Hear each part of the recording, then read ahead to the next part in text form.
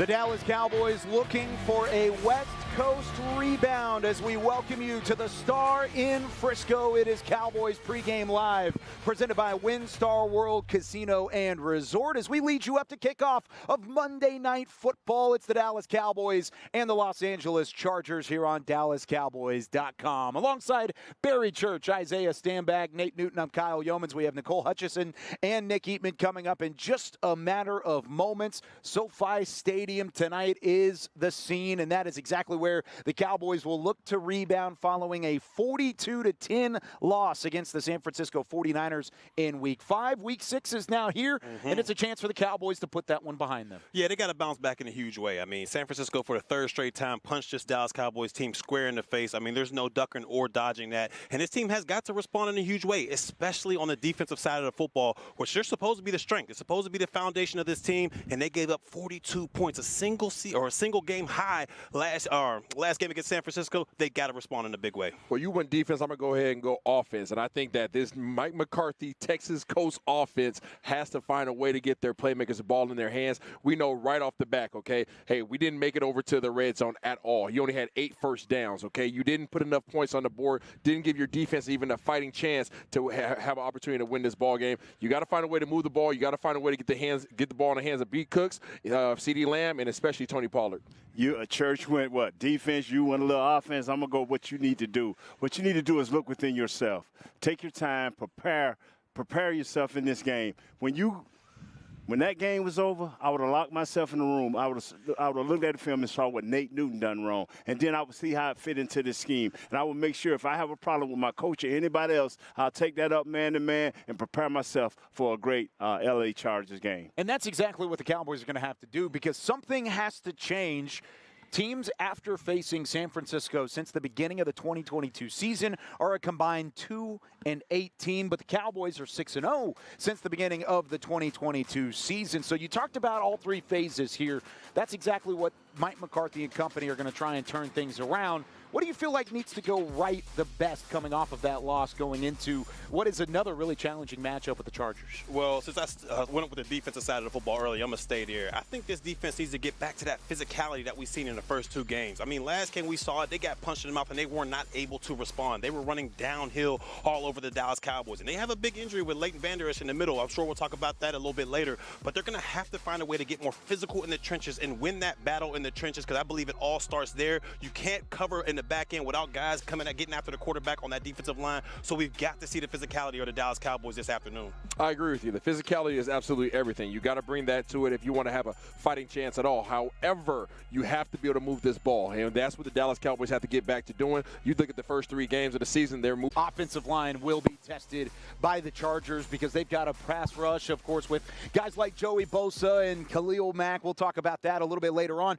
But I wanted to ask you guys, Barry, Isaiah, did you ever do anything special to get a loss like that behind you, just to kind of turn things around? Did you ever leave town? Did you ever go take in some scenery or something like that? No, I kind of just looked at myself like, man, what do I got to do to get better? Because, I mean, you're going to go through that film. You're going to see the coaches. They're going to pinpoint everything you did wrong on there. So you kind of wallow in pity for a little bit, but then you realize, hey, you got a job to do and you got to bounce back. So hopefully that's what the Dallas Cowboys do this afternoon. What have you done before? You know what? To put it behind me, especially this year, I watched my Washington Huskies go ahead and beat up on the Oregon Ducks. But, you know, I've never really hopped in a car or traveled or anything like that. How about, have you, Kyle? I haven't. Has Nate? Have you taken a cross-country road trip to see an old friend? Yeah, just to flush out things. I got to get my mind free. And when I see the countryside, the widest, the Montana sky, yes, that's what I do. How about that? How about taking a visit with your old buddy, Coach Prime, Deion Sanders, up in Boulder? Now, unfortunately, Primetime and the Colorado Buffs couldn't hold on to a 29-point halftime lead. But what would you, one, how fun was that, going back and hanging out with Coach Prime? It was fun to watch that, to get up there and see how beautiful Boulder is, and it was fun to get back on the road and get back here and hope that we defeat the Chargers. I need a victory, because if it weren't for Isaiah, I would have been 0-3. What do you think Coach Prime would say to this Cowboys team if he had a chance to have a locker room speech going into a game? Bow your neck. It's time to play. Show people who you really are. You wasn't prepared as much as you thought you was. This week, don't second-guess yourself. Be prepared and go out there and execute. Hey, I like it. I think anytime you could get a cross-country road trip in, kind of sneak it in. Nate didn't tell either one of us. Not at all. Not at all. I didn't get in. That's unfortunate. Well, Barry loves the slopes in Colorado. I think he would have loved to ride along with Nate Newton on the road trip. But looked like a ton of fun. You guys did a great job and posting that on social media. We thought we'd point it out for a former Cowboys legend. How about that? Wow. Let's take a look at the inactive list for this week as the Cowboys get ready to face the Los Angeles Chargers. Deuce Vaughn, probably the biggest inactive surprise up there at the top. Malik Davis elevated from the practice squad. Noah Igbenogany, who's been playing significant snaps on special teams, he's unable to go, but Nashawn Wright is active for the first time this season. Wanye Thomas dealing with an injury. He is out in terms of the inactives. And then some of those rookies down there at the bottom, Jalen Brooks, Viliami Fehoko, and then the emergency quarterback, Trey Lance, rounding things out with the Cowboys inactives. And there's lots of injuries to react from in that Week 5 loss against San Francisco. Barry, I'll start with you.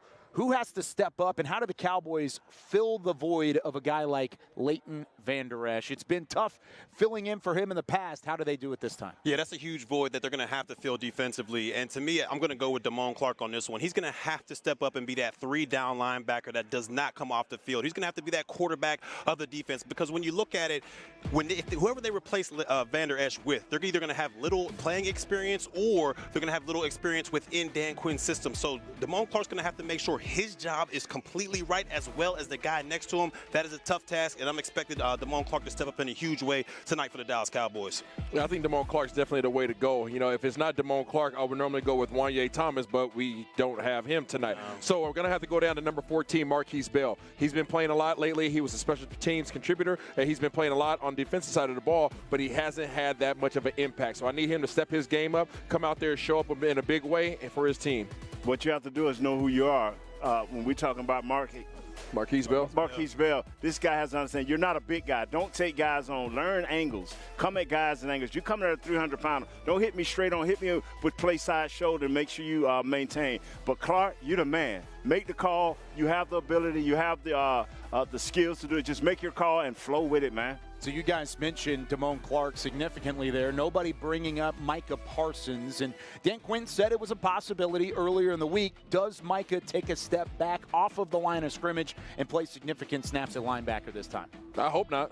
I hope not. I did not like what I saw out of Micah Parsons at the linebacker level. I don't think that he possesses the linebacker instincts or the agility. That's no knock on him as an athlete. Obviously, he's a freakish athlete, but do what he does best, and that's put him at the defensive end position and cause havoc for these offensive tackles and quarterbacks. I'm with you, Isaiah. You got to leave him on the defensive line and does what he does best, and that's hunt and get after the quarterback. When you go into that second level, there's a lot of things you got to read. You got to read your keys, pulling guards. I mean, there's a lot of eye candy. We saw that last week with the San Francisco 49ers. That's just not something you just hop up in there and decide that you can play. So to me, he doesn't have the reps at linebacker. Leave him at defensive end and let him cause havoc.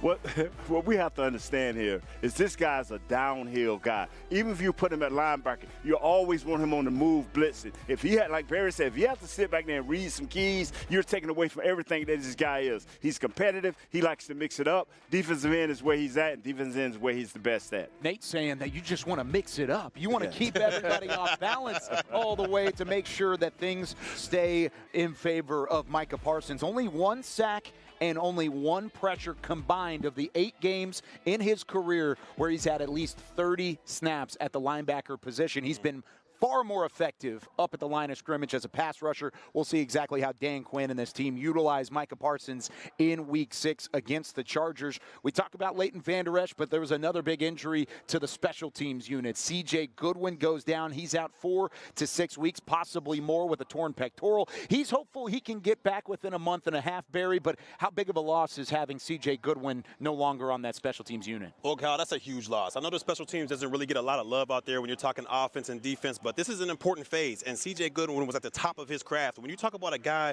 that played gunner, played 5 on the kickoff, is always the first one down there, forcing fair catches, making big plays, forcing that opposing team to be backed up in their territory. That was C.J. Goodwin. Afternoon. I mean, that's a double-headed monster. You lost C.J. Goodwin, but you also lost Wanye Thomas, somebody that we talked about. Those are 2 of your 5 core special teamers. And when you lose 2 of your 5 core special teamers, that's going to hurt you in a bad way, especially when you have a Vander Esch out, because now you're going to be asking somebody who typically plays special teams, i.e. Malik Jefferson, to come in and fill that void. And when he comes in and fills that void, you're taking reps off of the special teams unit, and you're weakening that third of the game. Fellas, let's be honest. Guys that come down on the kickoff, he's the 5. He go anywhere he want to go. Yeah. Now guys have to be very disciplined. Stay in your lanes. Don't take chances. And when you're that gunner outside, he can come up and he can take shots because he will hold players up. Now you stay where you need to be. You stay on that upfield deal and turn this guy back in. Y'all are not these guys, not this guy C.J. Goodwin. He is a beast. Mm-hmm. He is equal to Micah Parsons on our defense. Now he is not there. Stay in your lanes, do your job, and be very disciplined. To a casual fan, somebody on the outside looking in, you see C.J. Goodwin on the injury report. May not look like a big-time void, but it certainly is. You can hear about the impact from these 3 guys, all of which that know the impact of special teams and what it has on the roster. But the Cowboys need role players to step up, not only on defense in the absence of Leighton Vander Esch, but also with that special teams unit in the absence of C.J. Goodwin. Let's hear from Damone Clark, who we mentioned filling that void at the linebacker spot, and the new mentality that he has to bring to the table this week. I mean, next man up mentality. You know what I'm saying? The guys in this locker room, the guys on defense, the coaches, we know what we have to do. You know, we're not going to make it a big deal. Obviously, we lost Leighton, but that's another opportunity for myself, Malik Jefferson, for Marquise Bell. That's more opportunity for us to step up, and we're going to do it. How does it? Can you talk a little bit about ways in which you can step up? Oh, just go out there and be more vocal. I'm not gonna do nothing that I haven't done already. You know, I'm not gonna make this moment no bigger than what it already is. I'm gonna go out there. I have the trust in my coaches, the trust in my teammates. I'm gonna go out there and be me. And like I just was telling those guys, I'm gonna play for myself. I'm gonna play for this team, my family, and I'm gonna do it for Leighton because I know he want to be out there with us. How big of a challenge is Austin Eckler? I mean, obviously he in the league. You know, you couldn't get here just for no reason, you know what I'm saying? So obviously he has his strengths, we have our strengths, and it's going to be fun. We go out there and play on Monday. How do y'all respond after a week like last week? The only way to sit there and get the bad taste out of our mouth, we got to go kick somebody else's ass. Like that's the bottom line. That's what we have to do. So Damone Clark talking about what they need to do from a defensive standpoint. He's not alone on that second level. He's going to have to help fill in for Leighton Vander Esch, who's out 4 to 6 weeks with that neck injury. Hopefully Leighton Vander Esch back in the fold before you know it. But it is going to be a challenge for this defense as a whole because they've got plenty of weapons to go up against this week. Kellen Moore makes his return, the offensive coordinator for the Los Angeles Chargers. Of course, playing his former team where he was the offensive coordinator for 4 seasons. With more on that, here's Nicole Hutchison over at the Miller Lighthouse. Hey, Kyle, I'm not too far from you guys. I'm right here at the Miller Lighthouse at the Star, and there's no other game day experience like a game day experience here at the Miller Lighthouse at the Star. They have everything you need, right? Grab-and-go beverages, grab-and-go snacks, a tailgate games, a recharging lounge, a Dallas Cowboys photo op, and complimentary concierge services. So if you want to experience a game day like a game day here at the Miller Lighthouse at the Star, visit thestarinfrisco.com/Miller Lighthouse. But since we're already talking about features, right? This Kellen Moore offense features a lot of playmakers, and this Dallas Cowboys defense knows that. I spoke with a couple of guys earlier this week, and they know that tape they put on film against the 49ers is not the true identity of this team, and they are so ready to put some more tape, a better tape on film against the Chargers tonight, and they are ready to go. The Dallas Cowboys defense through the first 4 weeks of the season had been the most dominant unit in the NFL. They were physical in 4 other categories. But week 5 was a humbling experience. The boys were handed their worst loss in over a decade. I don't think there's a person not frustrated in this locker room. I feel like we need to change some things. It's like when we on, but I never seen a champion not be battle tested. You definitely want to make sure that that doesn't linger. You know, it's okay to use the anger and the disappointment, but not where it goes on and on into the next phase. Well, the gloves are being brought out again, this time against the LA Chargers Monday night. And it's a reunion in SoFi Stadium with former Cowboys offensive coordinator Kellen Moore. There we go, good. Hey, let's go. From the Cowboys offensive sideline to the Chargers, taking the Bolts offense from 13th to 5th in the NFL. He gets his playmakers the ball, so you can see a lot of different looks in order to get his playmakers the ball. Keenan Allen can be at 1. He can be lining up in the backfield. He can be at 2. He can be at 3, facing a linebacker. So he just puts his playmakers in the right positions to go out there and make plays. The guys know what a Kellen Moore offense brings. They practiced against it just a season ago. And while it may be the first time Dallas is facing Kellen Moore for the real deal, it isn't new for defensive coordinator Dan Quinn. In 2020, Moore's offense hung 40 points against Dan Quinn and the Falcons. The only other team to do that, the Super Bowl champs, Tampa Bay. He always knew how to use his pieces. And, you know, he had explosive pieces out there like he does with the Chargers now. So, I mean, he utilizes his talent to the best of his ability, and he does a really good job. I mean, they putting up points out there. Moore's thing for lighting up scoreboards is not new. There we go. Through 4 seasons in Dallas, the Cowboys ranked 2nd in the league in points per game with Moore as the play caller. Obviously, they got some athletes there, good quarterback who can make it just about any throw out there. So it's not going to be an easy week for us. Like I said, we got to lock in and feel like we lock in on what we're supposed to do. I feel like we're a hard team to beat. The first meeting since the Cowboys and Kellen Moore parted ways this offseason.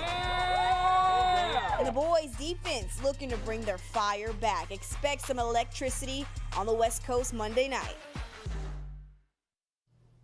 It's going to be a good one out in the West Coast. Hopefully the Dallas Cowboys get it done today and head into the bye week with some confidence and another win under their belt. But that'll do it here at the Miller Lite House at the Star. Back to you, Kyle.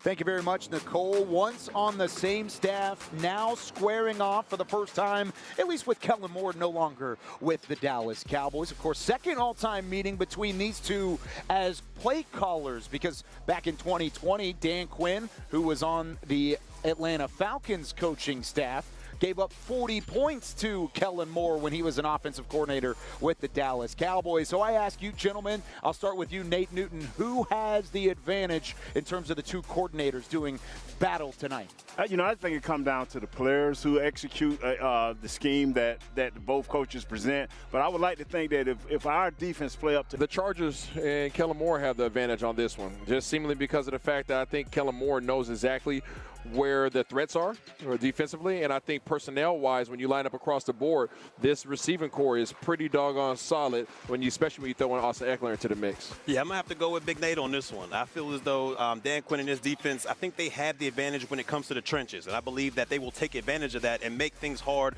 for Justin Herbert back there throughout this game. So tonight, I believe that Dan Quinn and his defense, they got the advantage over Kellen Moore. Mike McCarthy did say earlier in the week that it had to do with personnel. Yeah. Different personnel, different results, not so much the coaching staff and the coaching battle. Do you believe that mindset from Mike McCarthy and what he brings to the table this week as these two do the chess? Without a doubt, I always believe that, the personnel overcomes coaching in some instances. And for this specific instance, I believe that Parsons, D-Law, and that crew along the defensive line will have the advantage going against Slater and that offensive line for the Los Angeles Chargers. Will it be a slugfest? Of course it'll be a slugfest. That's where we can't expect anything less. But I believe the Dallas Cowboys do have the advantage overall. I don't know, BC, man. We're going to have an opportunity to check it out, though. But I think this offense, again, Kellen Moore and how creative he is. And I think he knows what causes this defense issues. It's been on film, and he obviously knows about it from being in the building. And I think he's just going to confuse these guys too much today. This dude is not talking with his chest. I don't know, man. I don't know. I don't know if I've said ever it with your heard chest. Isaiah say, I don't know. Yeah, he did it twice. Yeah, He did I it don't believe. twice. Uh-oh. Say what you really want Tell us to what say you here, really man. feel, Isaiah. You want to know what I really feel? Yes, I want to know what you really feel. Get the people what they want. Get the people what we want. Listen up here, okay? You got Austin Eckler coming into the building, and you got Austin Eckler, Justin Herbert, Keenan Allen, one of the best receivers that ever do it, okay? And you're bringing those guys out there against not your best, okay? You have your best defensive line. You don't have your best second level, okay? Vander Esch is out. He's not calling the shots. Malik Hooker's calling the shots. He's going to have the green dot on his head. So you're asking a Damone Clark to play defense man-to-man against Austin Eckler. I'm not sure that can happen. That's what we wanted. That's what we wanted right there. That's what the people wanted. I was over here taking notes because I finally feel like we heard from the real Isaiah here. I like it. Very good. Now, with that being said, Kellen Moore has done a great job at this point. He is turned around. Say what you want. Do what you want whenever it comes to Kellen Moore. As far as the numbers go, he has put up fantastic numbers on the offensive end for Los Angeles, as opposed to really the Dallas offense at this point that has had some struggles Eagles. So I ask you the question, Isaiah, I'll go right back to you. Does the Dallas offense miss Kellen Moore at the offensive coordinator position? Yes, they miss Kellen Moore, but I'm going to go ahead and tell everybody that it's time, okay, for my boy Dak Prescott somebody to figure some things out. So being that it's time, I'm going to go ahead and put on my handy dandy. I know we're not on a one shot, but these boys see it. Listen up here. Yeah. Dak Prescott, it's time to step up, okay? Mike McCarthy, it's time to open this offense up. You've been playing West Coast offense this entire time. I'm not saying that you have to change things up in that regard, but you have to change up how you line up. You have to change up how you shift. You have to change up the personnel that you have, the personnel groupings. It is absolutely time for you to change it up, to make these guys. Prescott, go out there and be cool, calm, and efficient, make the throws, and don't compound errors. If it's not open out there, throw the football away or check down. You should be able to have your way against this Los Angeles Chargers defense. They've got to get the job done tonight. The preseason is over. That 5th game is over. That disaster that we had last week. What you need to do now is just step up your game. Like Barry said, execute. It's about execution, about a coach calling a play and making it happen, whether you're at the wide receiver, the running back, or the offensive line position. Execute. You got to execute, got to find a way to get it done this week, because overall this is an offense that has looked stagnant as opposed to an offense that's top 5 right now. Now, as we get back here, I want to point out what Isaiah was doing here with the watch. He said it's time, right? What was it? It's time. And he whips this out like it's nothing. Look at this. Oh, look at the bezel. Oh, my goodness. Whew, that's icy right there. I went to Barry's house. Listen, it was a gift. It was a gift. It had to be a gift. 8 first downs.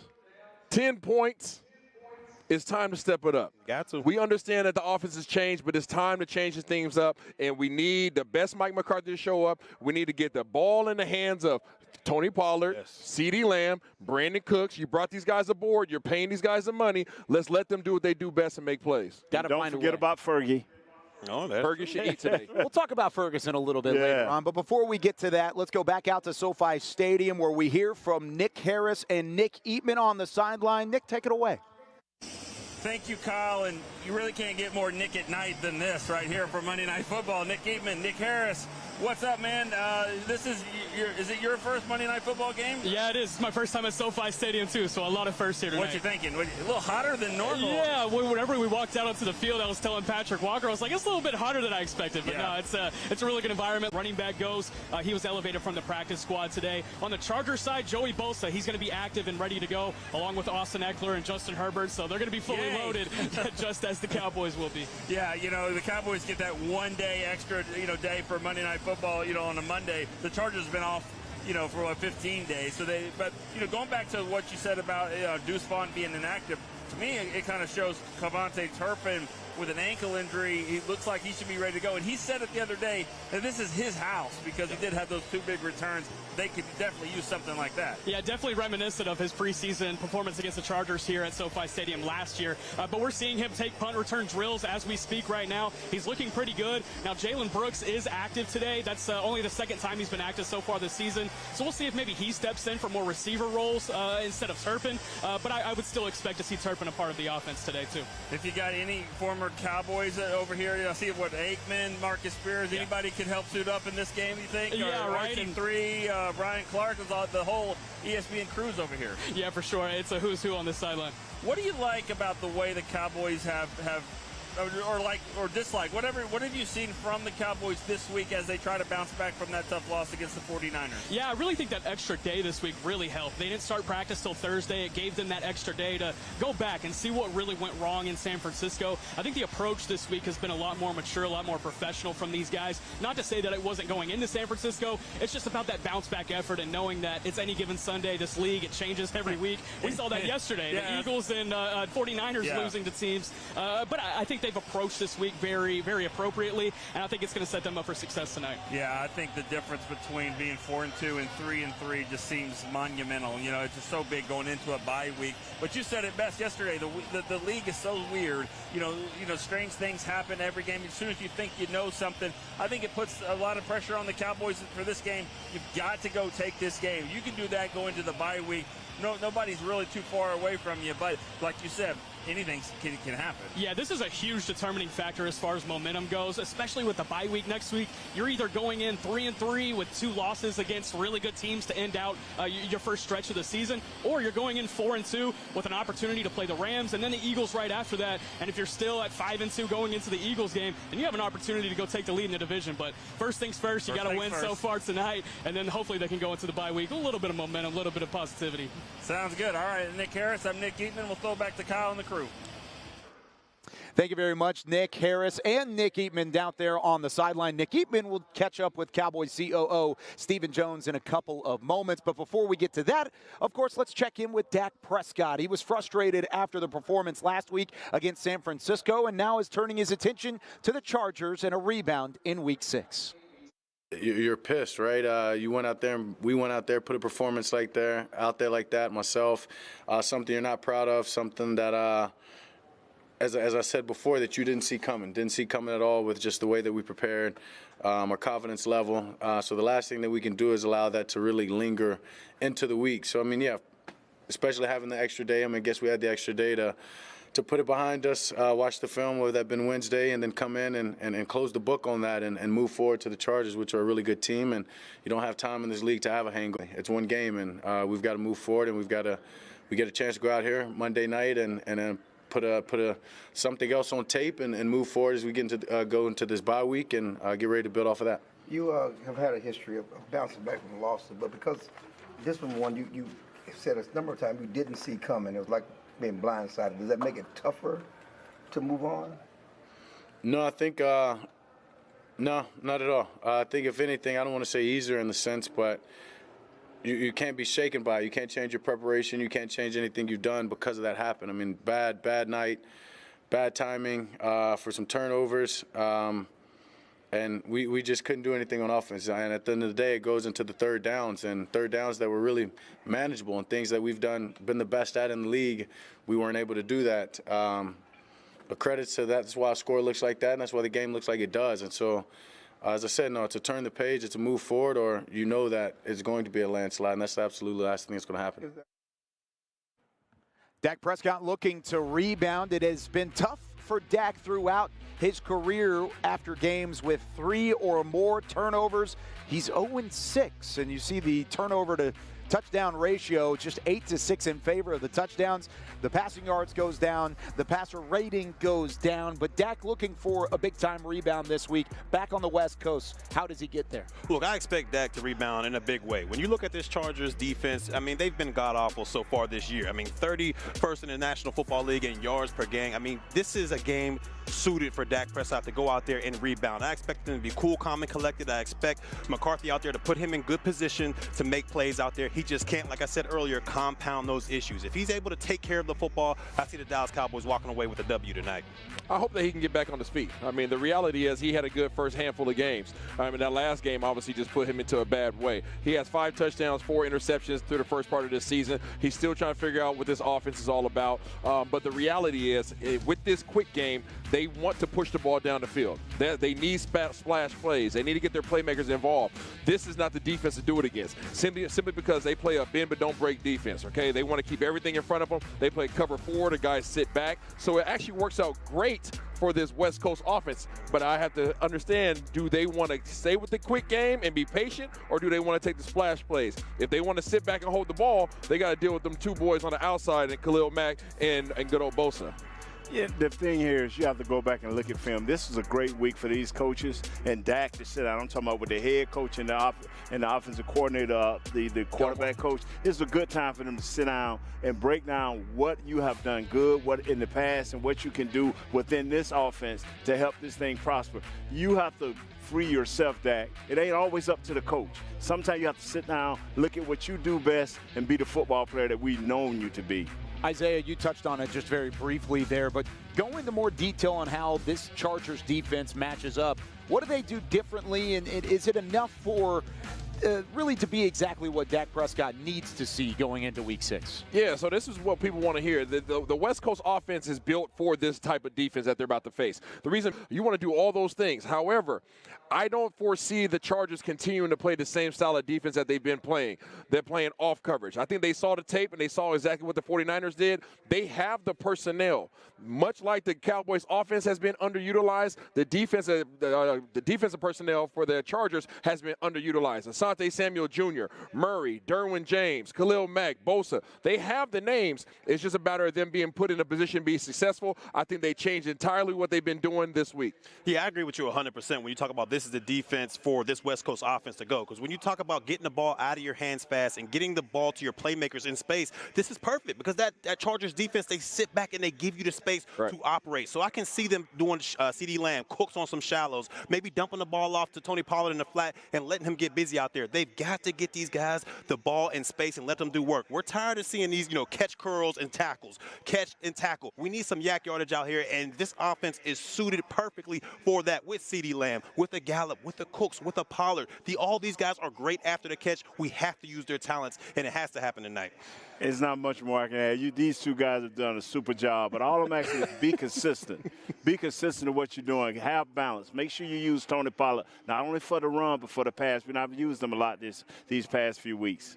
Yeah, you got to find a way to get those guys involved. Now, from one quarterback to the other, Justin Herbert's had a much better start to the season, but he hasn't necessarily had the defensive help like Isaiah was talking about to try and back up these great numbers. Over 70% completion, nearly 280 yards passing, 7 touchdowns, just the 1 interception so far this season for Justin Herbert. What does he do best, Barry, when you look at the film and what he brings to the table? Well, when I look at Justin Herbert, I think this is the best quarterback that this Dallas Cowboys defense is going to have to play so far this year. When you talk about a talent standpoint, he has the arm to make all the throws. He has the athletic ability to hurt you with his legs out there. But what Dan Quinn and his defense is going to have to do, they're going to have to make things uncomfortable for Justin Herbert out there. And I'm talking about the edge pressure. They're going to have to get in this guy's face, and you're going to have to disguise coverages in the back end. If you give this guy a study guide before the test, which means you're just going to go out there and cover 3 and play cover 3, he's going to pick you apart. You've got to disguise your coverages, and getting a pass rush, generating a pass rush is a must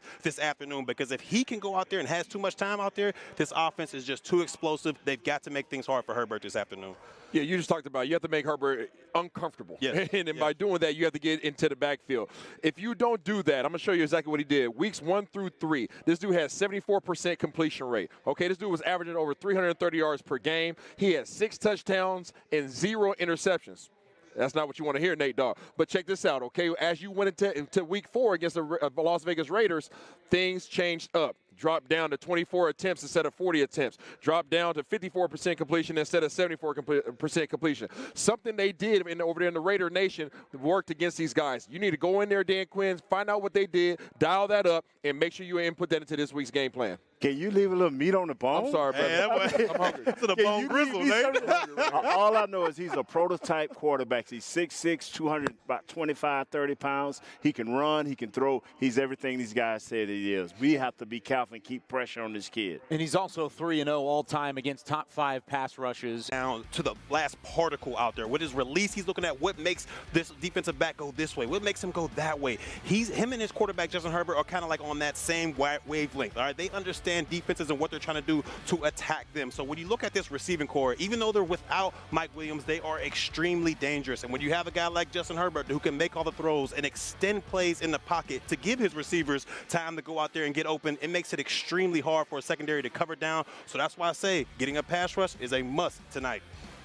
You better get back there. That's all I'm saying. Because Keenan Allen, listen up, he is one of the best guys to do it in a very long time. He's been Mr. Consistency for the Chargers. It doesn't matter if it's Phillip Rivers throwing him the ball or Herbert, okay? It really doesn't matter. This guy is somebody that they will target and have targeted 20 times in one game. Out of those 20 targets, 18 catches. This dude is a complete dog, Nate Dogg, and I don't know if you traffic and you follow somebody around the field with him or if you just let him line up where he be. But he lines up one way, He'll shift to another spot. He'll motion out. It looks like Canadian football when he's on the field because he's hardly ever played being still. 35 receptions, 434 yards, 12.4 average, 3 TDs, 42 long, so he can still get deep.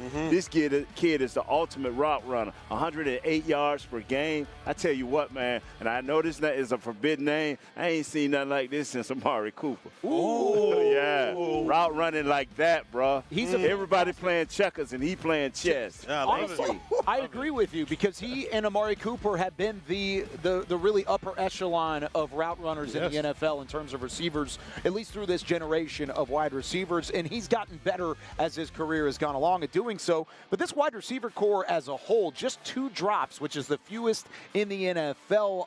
What makes the wide receivers on this Chargers roster outside of Keenan Allen so effective with the football? Well, they play off each other extremely well. I mean, one, like you said, Keenan Allen, he can play all 3 positions. And you got Josh Palmer out there as well. And even though they're without Mike Williams, they kind of put Eckler in that spot as well when you talk about receiving out of the backfield. And like I said, when you have a quarterback like that can make all the throws, when you only have 2 drop passes out there, that means that guy is putting it on the money. Like, it's either your ball or it's nobody's ball. So 2 drop passes, that's immaculate. And it's secondary for the Dallas Cowboys. They're going to have their work cut out for them tonight. Well, it's easy. It's catch radius. It's size. The smallest man on their field when their starters are playing is Joshua Palmer at 6'1", 210 pounds. That's their smallest receiver that steps on the field. Outside of that, you got Keenan Allen. You got Everett over there at the tight end position, 6'3", 6'4", 210, 245 pounds at tight end. These guys are large human beings, and then you couple that with the fact that they have a large human being at the quarterback position that can throw the ball all over the place. Oh, and by the way, Kellen Moore, who makes sure that those guys get open all the time, that's a bad combination. So what do? Even though these guys are larger, you come up and you disrupt their ability to get off the ball, and you pray and hope that your guys up front, Micah Parsons, can get home. And don't sleep on the kid from TCU, Johnson, the first-round pick. Yeah. That guy's a big guy, and he can stretch the field. This secondary can't sleep on him as well. Very efficient. Kellen Moore has this guy going in the right direction.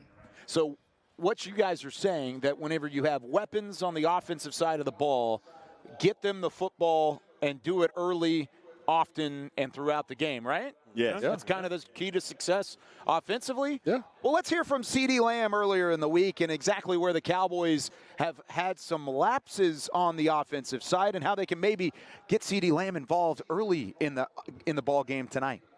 And me as a competitor, man, I like to win, right? First and foremost, I don't care how that looks. I am an ultimate competitor. I do anything in my power for my team, for my guys, for my boys. They know this. It's nothing ever personal. This is all, for the better. Like, I want to win, and I want to contribute, point blank period. Do you say that last game was as frustrated as you've been with the Cowboys, and how do you kind of channel that going forward after a game like that, those emotions? Absolutely. Obviously, had time to reflect, self-reflect that is, and I mean, I didn't go the best route, to get my end result, you know what I'm saying? But at the end of the day, I do have a job to do, and and I want to contribute to this team, so I do everything in my power week in and week out to do that. And going forward, I mean, it's a better way or a better situation, or like I said, a better way to go about it, make it make it lighter of the situation. But it was cool. You tired of people reading your body language? Yeah, because they swear they know me. Right. I don't know none of them. Right. So I mean, people, how are you feeling though about your season and what's going on? Obviously, I didn't get the start that I wanted. I have high expectations for myself. Every week after the game, I have time to self-reflect and kind of think of like what's going on, like what am I doing to help the team? Have I done anything, in my opinion, to contribute to a win? And when I have no as an answer, once again, to myself, then that's when I start to figure out ways of being better for my team and being a better player and being a better teammate. CeeDee Lamb has finished with fewer than 5 receptions in 4 of the 5 games this year with the Dallas Cowboys. He had just 2 such games in all of the 2022 season. Barry, how can Dallas utilize him a little bit more? Well, they got to find a way to get this man the ball. I mean, when we look at it, you look at all the great receivers in the National Football League right now. Tyreek Hill out in Miami. Cooper Kupp when he comes back to the Rams. they find ways to get their main players involved early and often. They got to do that same thing with CeeDee Lamb. I feel like he has those same traits as those other guys when you talk about #1 wide receivers, but they got to find more creative ways to get him the ball, whether that's jailbreak schemes where he's catching the ball and going behind his offensive lineman, shallows, whatever the case may be. They got to get this man the ball because your offense right now is stagnant, and this is the guy, in my opinion, who can get you out of that. When you look at the stat line of the top 5 offenses in the league, I want you guys to see what the commonality is. Dolphins, Eagles, 49ers, Bills, Chargers. One thing that those guys all have in common, you never know where their personnel is going to line up. They're always moving around. If you have a CeeDee Lamb on your team with the abilities that he has, you have to find a way, like Barry said, to get him the ball. That sounds really generic. Okay, how do you do that? You start off in the bunch. You shift them out to wide. You have to start out wide. You shift them down to a tight split. Either way, you have to make Barry and the rest of the guys in the secondary decide on whose responsibilities are what and who's going to guard this man, because when you just line up, you make their job entirely too easy. You know, I have a problem with this because when you are your #1 receiver and he has to ask for the ball and he has to get all the way out to the media like it has in this situation here, that's not right. The coaches should know that we cannot win games the way we should without getting your #1 receiver. This kid grew into this position. He went through his growing pains last year, and now you don't know how to get him the ball. You should know, Coach, you put him at the slot. Get him involved early and often. Same thing with Tony Pollard at the same time. Tony Pollard has been utilized a little bit less over the last couple of weeks. And when you look at the usage for Tony Pollard, Nate, when you want to establish a ground game, have they done enough to do so with Tony Pollard as the main tailback? Yeah, I think they have, Kyle. But what they need to do is he is your main primary guy. I mean, he's the Austin Eckler. Use him. You've paid him. Use him. Burn him up. At the end of games, I want him in the crowd chamber. I don't want him walking around being able to interview after the game. I want him to be like in an ice bag, just a full body bag. That's what I need. And let's use this kid. You say get the Patrick Ewing ice bags out, huh? On them knees. Listen up, that's absolutely correct. You have a very dynamic running back, okay? So much so you thought enough of him to go out here and put the franchise tag on him. You are underutilizing him. He's not the only one. You brought up Austin Eckler on the opposing side of the field. Austin Eckler had 117 yards carrying and another, 70 or something like that receiving in week 1 prior to his injury. That's how you utilize it. Tony Pollard is a mismatch nightmare for anybody on the 2nd or 3rd level. Throw him the ball. Tony Pollard is also a monster when he gets the ball in his hand in terms of his speed. Put him in the zone scheme. Give him cutback lanes. You have an opportunity. You have the system. Let's just be effective, fellas. What it sounds like is you guys are saying that there needs to be a little bit more creativity to the play calling responsibilities, and I'm with that on that one. But when it comes to Tony Pollard, I would love to see him get the ball more, whether it's in the passing game or the running game. Like both of you guys said, he's too explosive and he brings too much to the table for him to only be getting 12 carries here and there. 18 to 22 touches per game at least, in my opinion, is what Tony Pollard needs to happen to make sure this offense is productive. When you look at it, this guy, he can catch the ball out of the backfield. He can run in between the tackles. He has the speed to go outside, and he is a home run every single time he touches the football. So why not get the man the ball some more? The Dallas Cowboys offense has to get a little bit more creative with their playmakers, and including Tony Pollard. Pollard with a career low to this point, 4.2 yards per carry compared to 5.2 all of last year. So he was much more efficient, higher efficiency rate from the beginning. And y'all brought up Austin Eckler, so let's talk about Austin Eckler. Nate, how is he going to challenge the game? This guy is 35% of their offense? Yeah. He's everything. You take away Herbert, and this is their guy. He's second to only Herbert. He makes everything. He stirs the drink for all the wide receivers, the tight ends. He is the guy. This is the guy that's going to make it happen. And that's who we have to stop second to Herbert. You know, I'm going to say you got to stop him first, Nate. You know, so we're normally on the same page. Right. But let me help the people understand why. Austin Eckler is one of the most underrated, undervalued running backs, call it football players in the game today.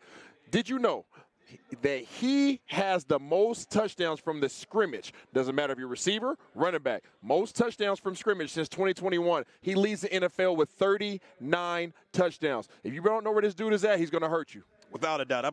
I'm agreeing with both of you guys on this one. When you talk about who the defense needs to focus on, who they need to make sure they know where it is at all times, and that's number 30, Austin Eckler. I mean, this guy, he's a true difference maker. He is a game changer for this LA Chargers offense. And what did this defense struggle with against last week? Screen plays. All right, and that's what Austin Eckler is efficient at. They will find a way to get him the football. He'll hide behind those offensive linemen, and the next thing you know, he's busting up the seams for a 30-yard gain. This defense has got to know where number 30 is at all time because he has the ability to hurt you.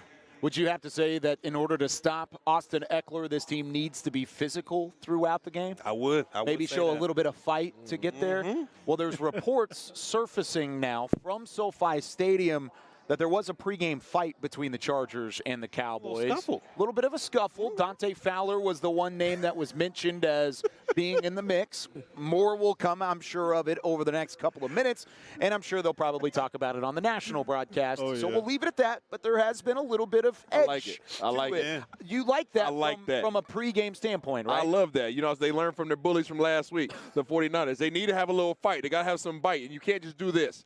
That's the one thing that I've seen about this team as of late that I don't like. I don't think any of us as former players like this. Go out there and hit these cats in the mouth in the pregame and when the game actually starts. Well, I mentioned Dante Fowler, and we just finished talking about Austin Eckler. It was Dante Fowler hitting Austin Eckler pregame was the case. Doesn't surprise me.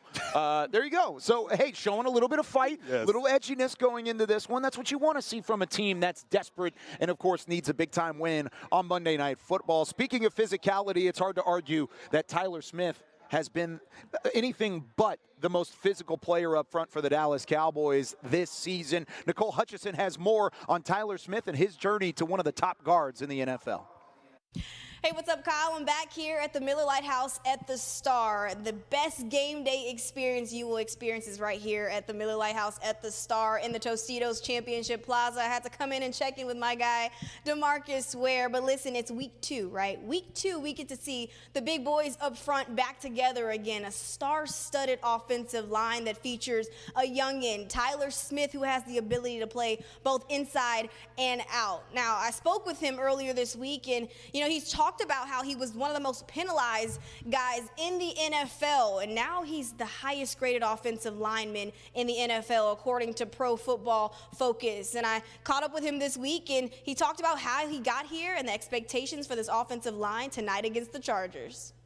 First, you know, it all started with my set. Like, you know, I talked to JP a lot about my set. I was like, man, like, you know, what stance should I take? Because we were, you know, we set more vertical last year. So I'm like, what stance should I take, bro? He was like, whatever stance is comfortable for you to get back. And I'm like, I had to learn what get into a spot means. Like, people used to tell me, hey, get to your spot, get to your spot.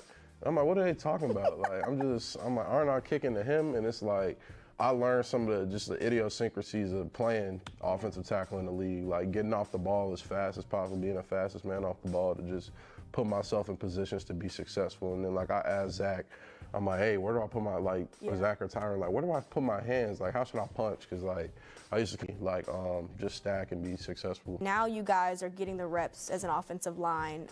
Just how much are you looking forward to kind of really getting those reps and building that rapport back, since you guys haven't really played that much, you know, this season? I mean, it's exciting. And, you know, it was great to finally, you know, get that, you know, the prophesized offensive line out there versus the 49ers. Obviously, you know, we didn't get the result we wanted, but it's exciting. And, you know, we built up a lot of chemistry throughout practice and training camp. That was something that was super cool to see. And just like, we know what we can do as an offensive line. I'm sure the whole world knows what we can do. But just getting better, being more consistent every day, like just talking to the guys about some of the small ins and outs of the game, even as it occurs to me, because, like, you know, I'm a younger player, obviously. You know, they have a lot of reps. They're very smart. They understand the system and things like that. So, you know, as I pick up these keys and they're like, yeah, like, yes, Sis, like, yeah. You know, it's exciting for me. And so I think the sky is really the limit for us. Some high expectations for those boys to step up tonight, and hopefully they can step up tonight against the Chargers. But that'll do it for me right here in the Miller Lite House at the Star. Kyle, back to you. Thank you very much, Nicole. Tyler Smith has been great this year. Tonight, just his second game with the entire offensive line up front. Fans enjoying Tostitos Championship Plaza here at the Star in Frisco as we are here for Cowboys pregame live, leading you up to kickoff between the Cowboys and the Chargers. Barry Church, Isaiah Stanback, and Nate Newton. Let's talk about the guys that Tyler Smith is going to have to try and block today.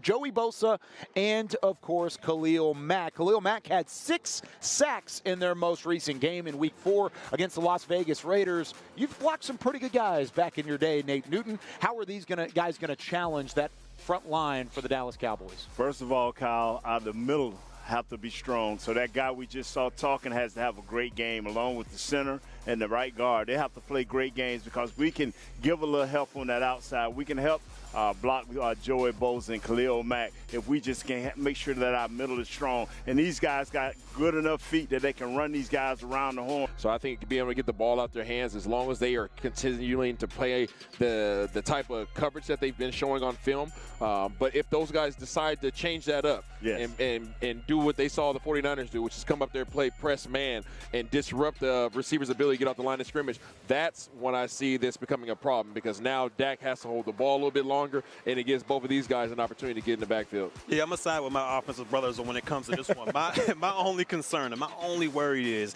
if both of these guys start to cook, we cannot leave these tackles on the island. We've seen it happen before in the past where defensive ends are wrecking games and we're just continuing leaving this guy on the island out there. If these guys are wrecking shop, have somebody go out there and chip. Let Tony Pollard chip. Let one of these tight ends go over there and help him out.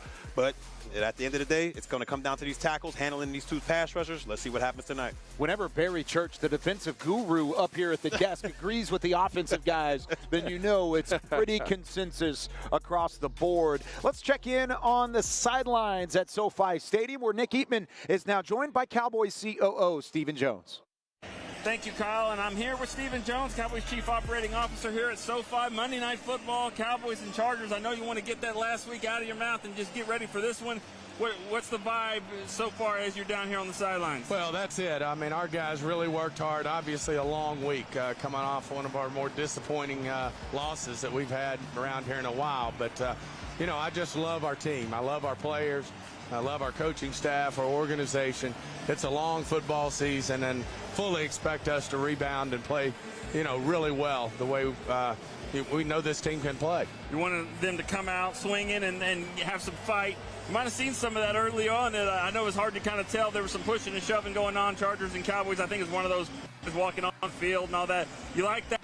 As long as it doesn't get anybody hurt. But as long as it's just a little bit of that, it's probably doesn't hurt a lot. As you can see the energy both sides. They've been on a bye week. They've got a really good football team.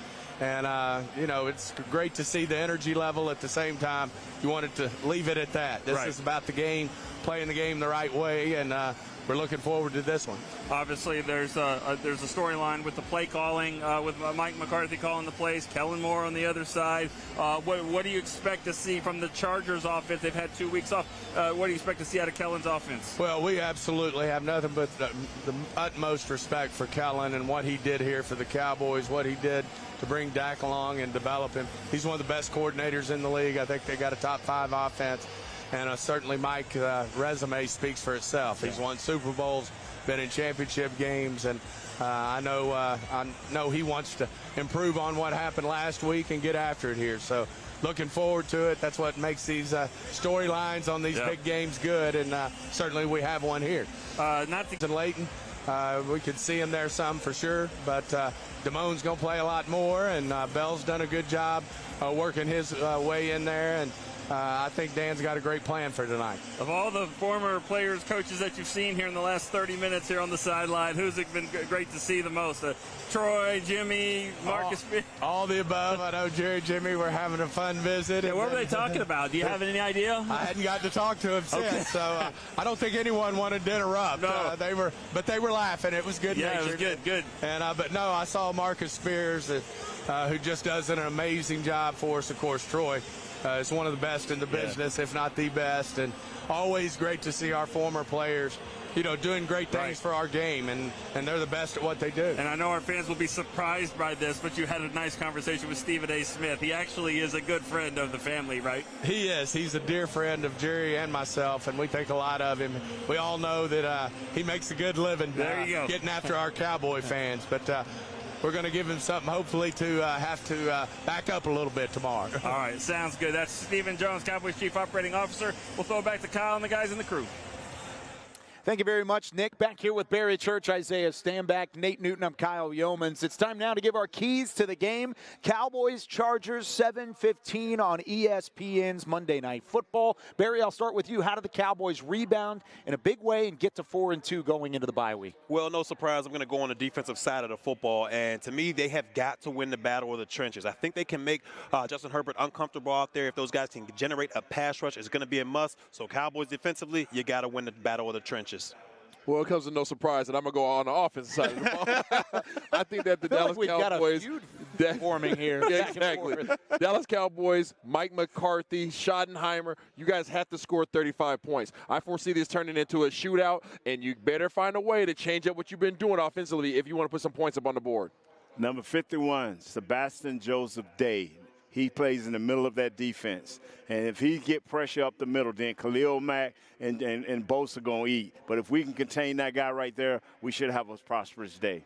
I'm going to go with Isaiah's big watch right here. I'm going to say it's all about the time of possession. The Cowboys got to win the time of possession battle against a team that utilizes their weapons. They want to move the chains. They want to score points. And keep Kellen Moore out of that playbook. Keep him into the very fundamentals of what he brings to the table as an offensive coordinator. And I think if the Cowboys get that done, they will win this one here in Week 6. It was a beautiful night here in the Tostitos Championship Plaza at the Star in Frisco. It's not the only time we're going to be out here doing pregame live this season. We'll be back a couple more times and a few more times at AT&T Stadium this year as well. But it was a fun one today. 7:15 start time. It's the Cowboys and the Chargers. Cowboys Nation is ready for this one. For Barry, Isaiah, and Nate, I'm Kyle Yeoman saying